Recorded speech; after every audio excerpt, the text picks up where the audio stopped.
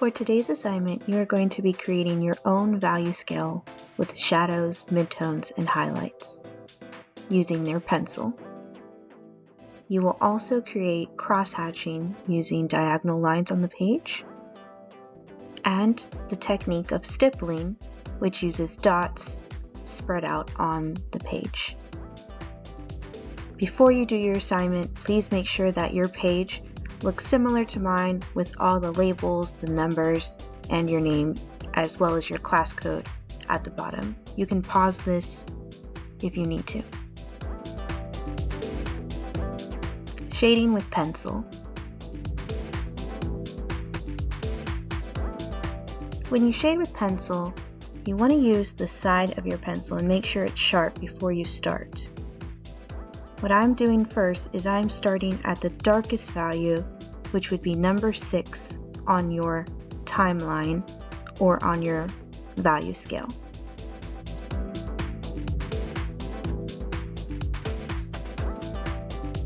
You will need to shade with your pencil in opposite directions and make sure you fill out all of that value so that way it's at 100%, the darkest value.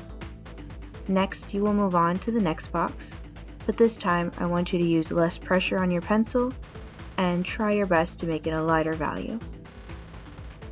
Next, you will move on to number 4 and number 3, which will be your midtone or your middle value.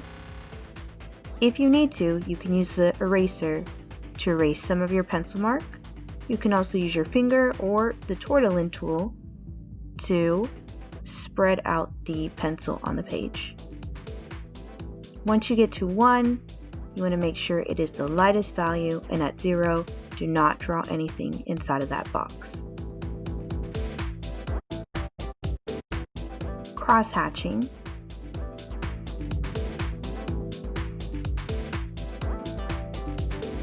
You will now move on to the cross-hatching, which you will draw diagonal lines across the page one direction,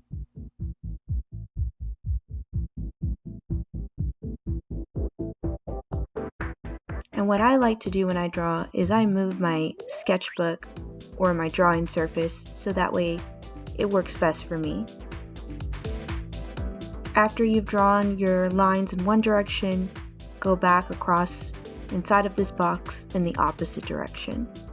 Again, for number 6, you want to try and use as many lines as possible for the cross-hatching technique, so that way this is the darkest value. When you move on to number 5, you want to use a little less lines when you're drawing, but still do the diagonal lines across in one direction and in the opposite direction. Move on to number 4, again using less lines than you did in box number 5.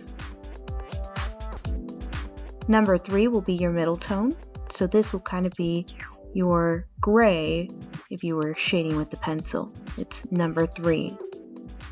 Afterwards, move on to number 2, and finally number 1. Please make 0 blank.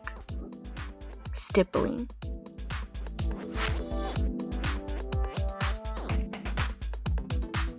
Finally, for this one, you will use only dots. This is probably going to take the longest time out of all of your value scales. You want to make sure that number 6 has the most dots that you could possibly draw for your darkest value. Try to move them close together when you are drawing.